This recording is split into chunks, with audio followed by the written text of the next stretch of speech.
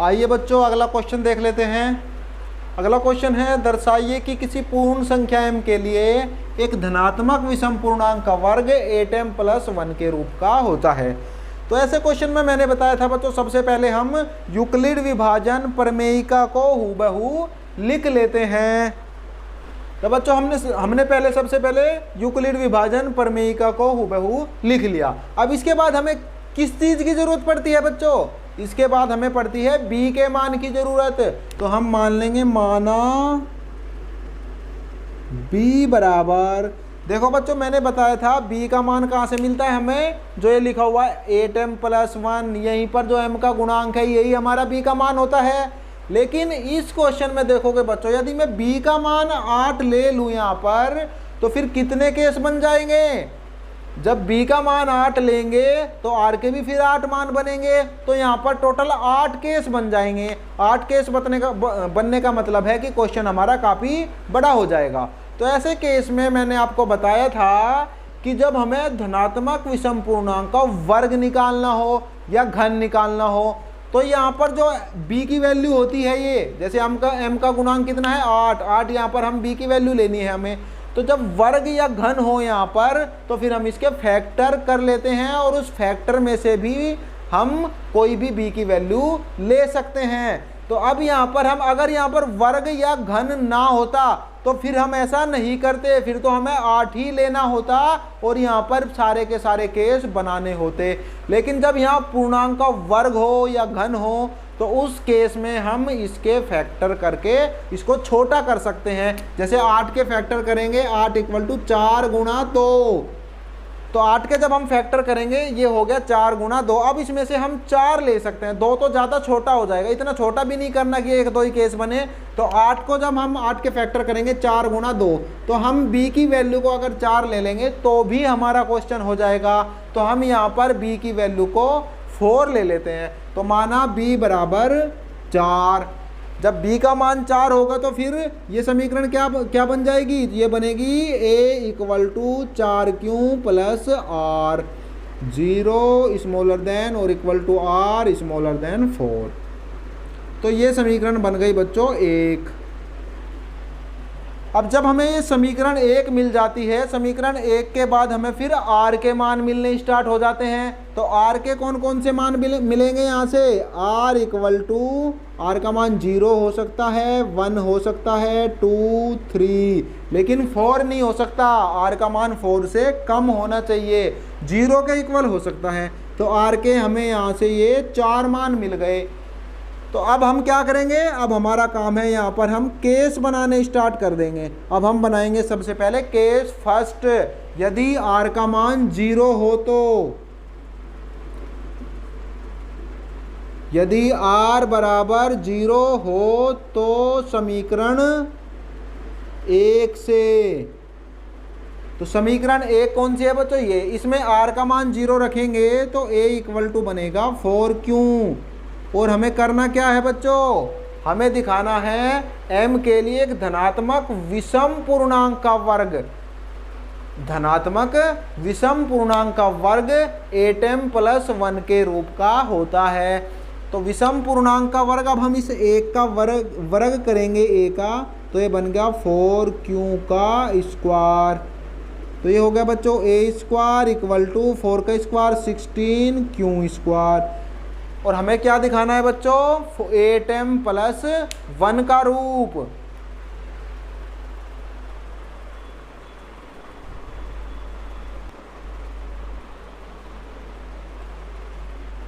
तो इसको बच्चों 8m के रूप में लाएंगे तो ये बनेगा a² = इस 16 को लिख लेंगे 8 × 2q स्क्वायर। तो ये बन गया बच्चों a² = 8m। इसको क्या मान लेंगे? मान लिया बच्चों हमने 2q स्क्वायर को m मान लिया, क्योंकि ये क्या है? ये एक पूर्णांक है। क्यों क्या होता है? क्यों कोई पूर्ण संख्या होती है। पूर्ण संख्या का मतलब कोई पूर्णांक होता है। क्यों, जब क्यों कोई पूर्णांक है तो क्यों का वर्ग भी पूर्णांक होगा, और क्यों का वर्ग पूर्णांक होगा तो उसमें 2 से गुणा करेंगे तो भी वो पूर्णांक रहेगा।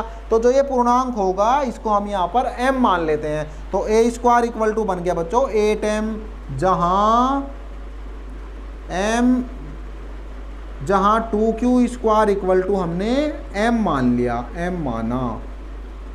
ये हो गया बच्चों हमारा केस फर्स्ट। अब लेते हैं बच्चों केस सेकंड। केस सेकंड में क्या है बच्चों, यदि r बराबर 1 हो तो,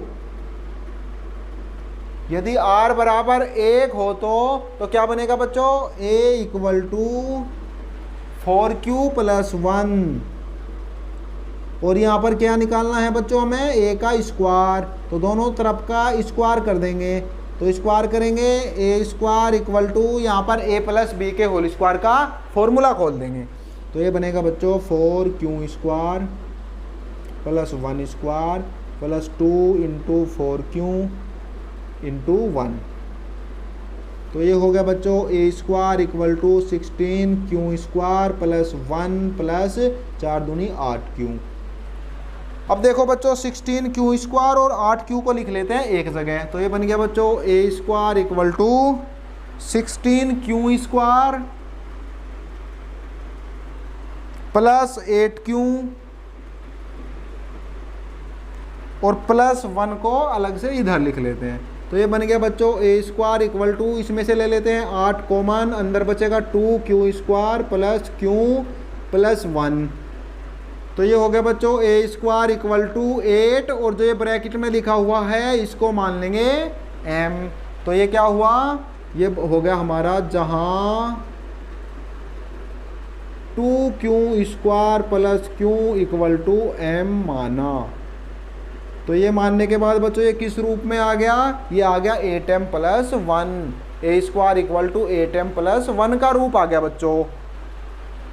आगे बढ़ते हैं बच्चों, आगे लेते हैं case 3, case third. Case third में क्या होगा बच्चों, r का मान लेंगे 2। यदि r बराबर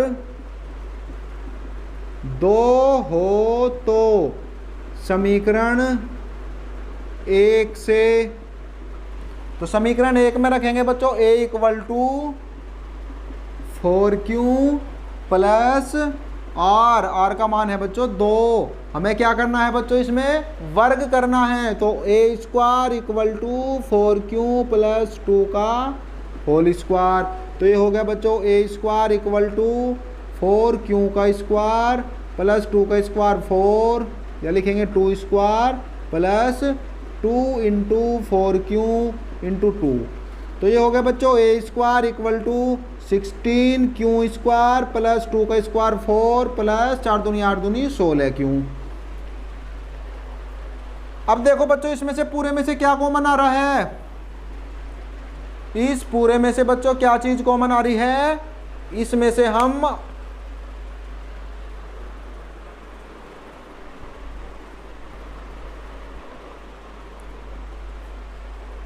तो बच्चों क्या कॉमन है इनमें से हमें 8 कॉमन लेना है। 8m का रूप बनाने के लिए हमें 8 कॉमन लेना होगा, लेकिन हम देखेंगे तीनों में से तो 8 कॉमन आ नहीं सकता बच्चों। तो हम क्या करेंगे, इन दोनों में से 8 कॉमन ले लेंगे। तो इन दोनों में से 8 कॉमन लेंगे तो 8 कॉमन आने के बाद अंदर क्या बचेगा, यहाँ पे तो बचेगा बच्चों 2q स्क्वायर, और यहाँ पे क्या बचेगा बच्चों 2q, और इस 4 को मैं अलग से यहाँ पर लिख लेता हूँ। तो आगे बढ़ेंगे बच्चों a स्क्वायर इक्वल टू 8, और जो ये ब्रैकेट में लिखा हुआ है ये क्या है, ये कोई पूर्णांक है, और इस पूर्णांक को हम m मान लेते हैं। तो 8m प्लस 4 बन गया बच्चों। इससे आगे बढ़ते हैं बच्चों, केस 4 लेते हैं। केस 4 में क्या होगा बच्चों, r इक्वल टू 3। यदि r बराबर 3 हो तो समीकरण 1 से, यदि r बराबर 3 हो तो समीकरण 1 से, समीकरण 1 ये रही बच्चों a equal to 4q plus r का मान कितना है बच्चों 3। अब क्या करेंगे, दोनों ओर का स्क्वायर कर देंगे बच्चों। तो ये हो गया 4q प्लस 3 का स्क्वायर। आगे बढ़ेंगे, a स्क्वायर इक्वल टू, इसमें a प्लस बी के होल स्क्वायर का फॉर्मूला लगा देंगे। तो ये हो जाएगा 4q का स्क्वायर प्लस 3 का square plus 2 into a into B. तो ये हो गया बच्चों a स्क्वायर इक्वल टू, इसका इसका 4q का स्क्वायर करेंगे बच्चों, ये बनेगा 16q स्क्वायर, प्लस 3 का स्क्वायर करेंगे 9, प्लस 2 चौक 8, 8 तिया 24। तो ये हो गया बच्चों ए स्क्वायर इक्वल टू, अब देखो बच्चों हमें बनाना है 8m + 1 का रूप, तो इस 9 को बच्चों हम लिख लेंगे 8 + 1। पहले तो मैंने ये 16q स्क्वायर लिख लिया, अब इसके पास लिख लेते हैं 24q और प्लस 9 को लिख देंगे 8 + 1।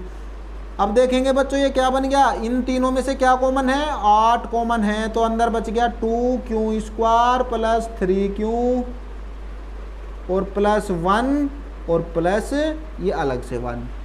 अब देखेंगे बच्चों ये ब्रैकेट में लिखा हुआ है ये क्या है, ये कोई पूर्णांक है, तो इसको हम m मान लेते हैं। तो क्या बनेगा बच्चों फिर ये ए स्क्वायर इक्वल टू 8m + 1 बन गया बच्चों। तो क्या 8m + 1 बना, जहाँ पर क्या किया हमने, इसको m मान लिया, 2q square plus 3q plus 1 equal to m माना।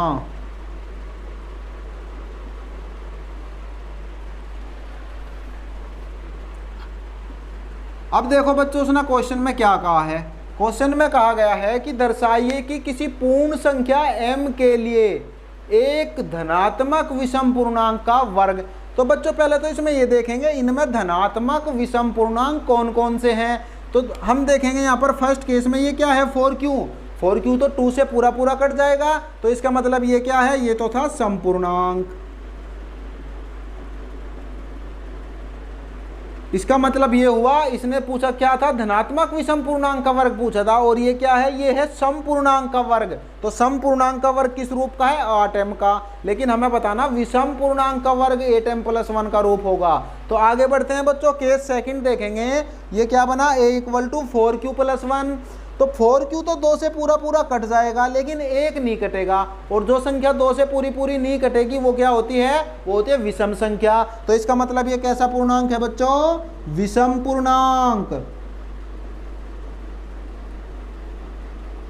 अब इस विषम पूर्णांक के लिए देखो, विषम पूर्णांक के लिए पूछा है, एक धनात्मक विषम पूर्णांक का वर्ग 8m + 1 का रूप होता है। तो देखो बच्चों इसमें 8m + 1 का रूप आया क्या, देखेंगे ये बच्चों 8m + 1 का रूप आ रहा है। तो इसका मतलब हमारी ये बात जो थी, जो इसने कहा था, वो हमने दर्शा दिया कि अगर ये धनात्मक विषम पूर्णांक है 4q + 1, तो ये 8m + 1 के रूप का होगा, इसका स्क्वायर, a का स्क्वायर जो है फिर 8m + 1 के रूप का यहाँ पर शो हो गया बच्चों।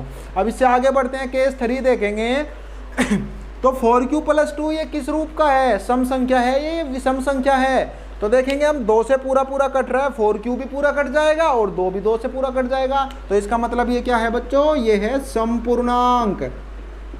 और समपूर्णांक का वर्ग किस रूप का आ रहा है बच्चों, हमारा 8m + 4 के रूप का आ रहा है, लेकिन उसने समपूर्णांक का वर्ग नहीं पूछा, उसने कहा विषम पूर्णांक का वर्ग। तो आगे बढ़ते हैं बच्चों, अगला केस है हमारा r = 3 हो। तो देखो ये 4q + 3 जो है ये समपूर्णांक है या विषम पूर्णांक है। तो हम देखेंगे 4q तो 2 से पूरा पूरा कट जाएगा, लेकिन 3 नहीं कटेगा, 3 नहीं कटेगा, तो इसका मतलब ये क्या हुआ बच्चों, ये हुआ विषम पूर्णांक।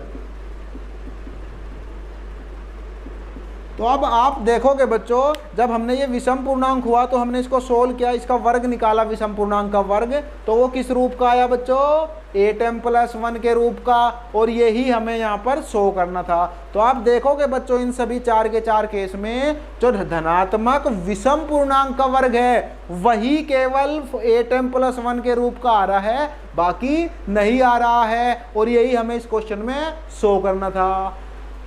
अगर बच्चों आपको हमारी ये वीडियो अच्छी लगी हो तो हमारे चैनल को सब्सक्राइब कर दीजिए।